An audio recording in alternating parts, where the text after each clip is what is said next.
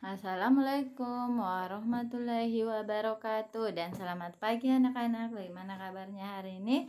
Luar biasa, semakin cerdas, semakin sehat. Baiklah, seperti biasa, sebelum kita mulai pembelajaran hari ini, Ibu tidak lupa mengingatkan kalian, ingat pesan Ibu, ingat 3M, menggunakan masker, menjaga jarak, dan mencuci tangan dengan sabun di air yang mengalir. Hanya sebelum belajar, seperti biasa, mari kita bersama-sama terlebih dahulu berdoa. Semoga pembelajaran hari ini dimudahkan dan bermanfaat. Doa sebelum belajar dimulai.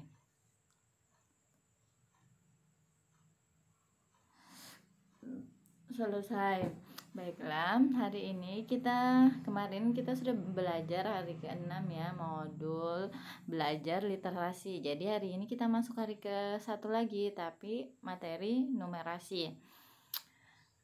Hari ini tujuan pembelajarannya yaitu setelah kalian belajar hari ini, kalian dapat mengukur tinggi badan, kemudian dapat mengumpulkan data-data, dapat membaca diagram batang dan diagram tabel. Apa itu anak-anak?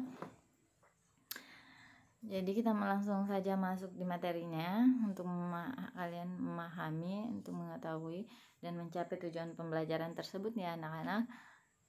Hari ke-1 yang pertama yaitu ayo mengamati.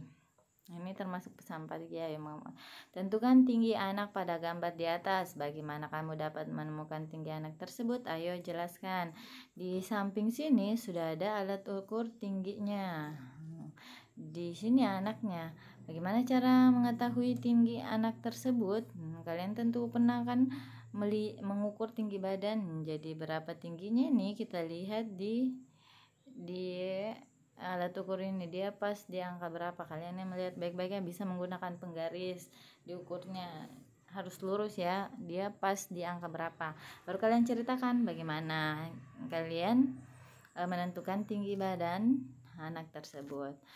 Selanjutnya itu ayo menulis, lengkapilah titik-titik di bawah. Adi mencatat data sumbangan yang dikumpulkan oleh siswa kelas 4A untuk panti asuhan.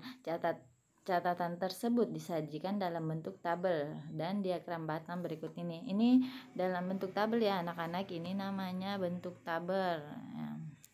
Diagram tabel. Jadi data ini ada datanya, dia sajikan dalam bentuk tabel.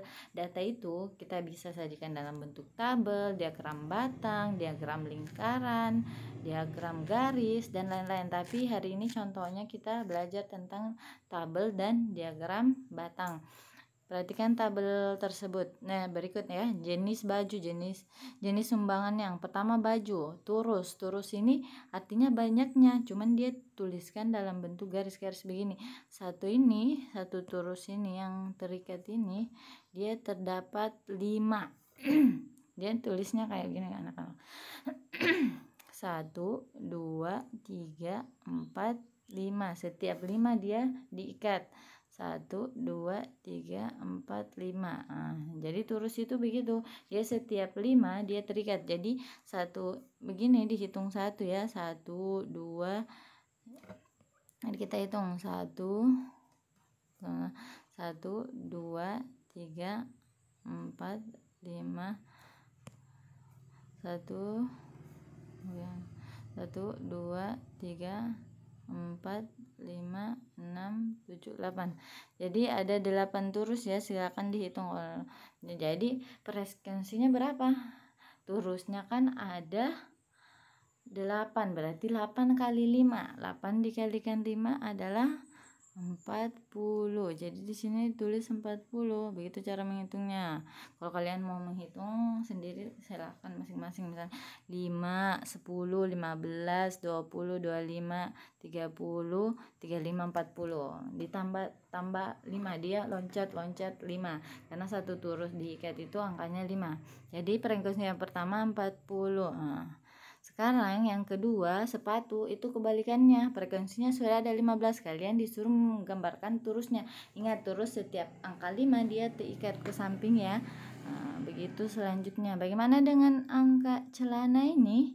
Di sini kan tidak ditentukan celananya berapa. Kita lihat dari tabel diagram batang kan sama. Ini baju tadi berapa? 40. Di sini di tabel di diagram batang, baju dia pas di angka 40, dia belurusan dengan angka 40 ini. Begitupun yang lain, sepatu belurusan, dia sepatu ini pas di angka berapa.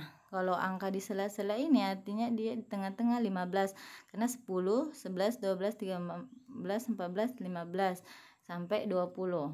Begitu seterusnya. Jadi celana kan ada datanya. Nah, kita lihat dari tabel batang ini, celana berapa. Nah, kalau sudah bisa ditentukan, misalnya celananya 20. Nah, 20. Nah, gambarkan terus 20 kayak mana. Begitu. Kemudian ada pertanyaan di bawahnya, kalian jawab ya berdasarkan tabel atau diagram batang. Jenis sumbangan paling sedikit adalah, yang paling sedikit di sini apa? Baju kah, sepatu, tas atau sekolah? Berapa banyaknya? Jenis sumbangan yang banyak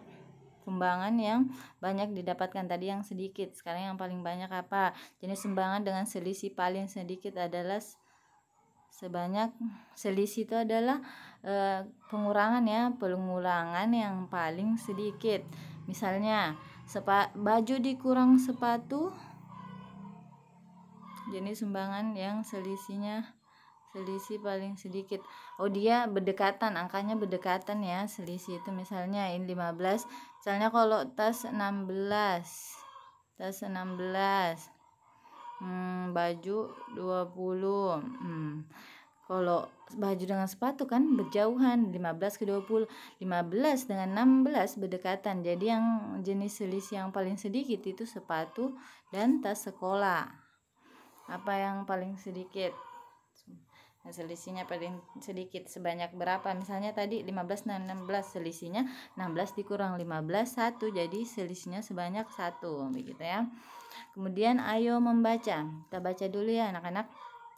Diagram batang tersebut memiliki dua sumbu datar X dan sumbu tegak Y. Ini penjelasan dari diagram batang di atas ya. Jadi ini ada sumbunya, ini garis ini dinamakan sumbu. Ini sumbu Y yang dari atas ke bawah, dari samping kanan ke kiri, ini namanya sumbu X. Sumbu X atau sumbu datar. Sumbu Y sumbu tegak, dia tegak ke atas. Jadi ada dua sumbunya, dia membentuk huruf L seperti sudut siku-siku. Sumbu tegak menunjukkan banyaknya warga dan sumbu datar menunjukkan jenis pekerjaan warga ya. Jadi X dia banyaknya, misalnya banyaknya celana 10, banyaknya buku tulis 20 dan seterusnya. Kalau sumbu Y dia menunjukkan jenis pekerjaannya, misalnya jenis pekerjaan atau jenis barangnya, misalnya baju, sepatu, tas, dia dituliskan di sumbu Y. Jadi harus salah satunya di jenis bendanya atau pekerjaannya, di X itu jumlah berapa banyak pekerjaan atau benda tersebut. Itu ya penjelasannya. Kemudian diagram batang tersebut memudahkan kita melihat perbandingan banyak data pekerja warga. Selain disajikan secara tegak vertikal, tegak itu nama lainnya vertikal ya anak-anak, diagram batang juga disajikan secara mendatar horizontal, dari kiri ke kanan seperti berikut ini ya. Ini kebalikan dari yang tadi, bisa vertikal bisa horizontal. Kalau kebalikannya tadi sumbu X nya benda atau pekerjaannya, sumbu Y nya dia banyak bendanya, bisa dibalik. Yang jelasnya salah satunya ada jumlah dan salah satunya ada jenis pekerjaannya. Sekarang ayo mencari. Salah satu aktivitas sosial adalah menyumbang apa yang kita punya kepada orang lain yang kurang mampu.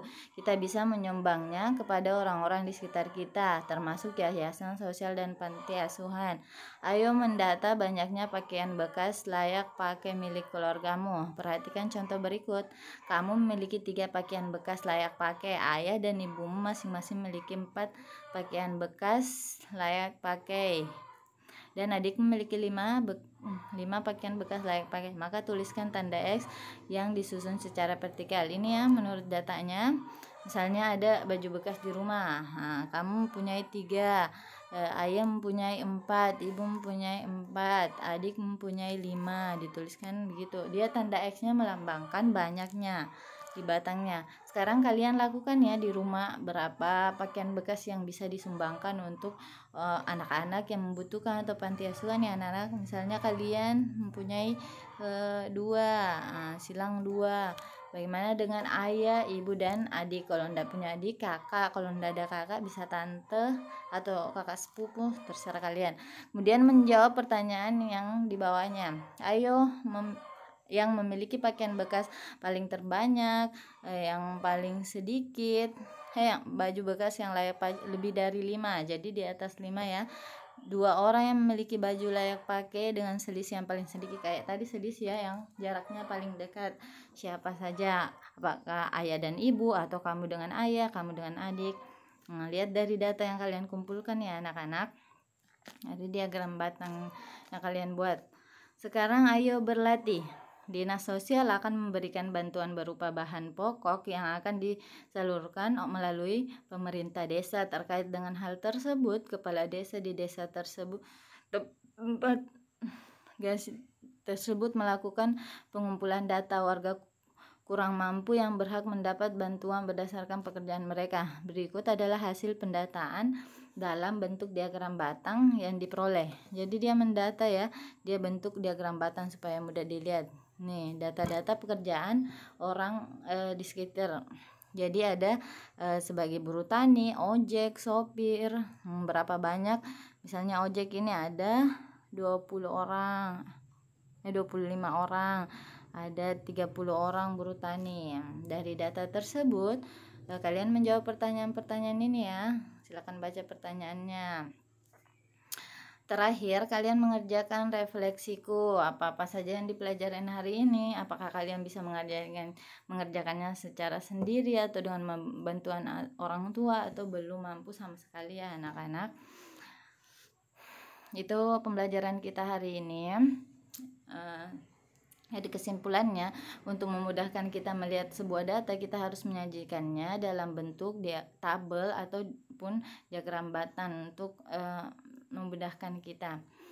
Jadi sesudah belajar anak-anak, mari kita seperti biasa berdoa terlebih dahulu. Semoga pembelajaran hari ini bermanfaat dan bisa diingat terus ya anak-anak, dan bisa diaplikasikan dalam kehidupan sehari-hari.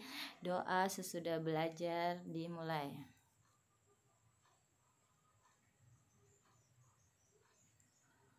Selesai. Demikian untuk hari ini. Ibu akhiri. Assalamualaikum warahmatullahi wabarakatuh.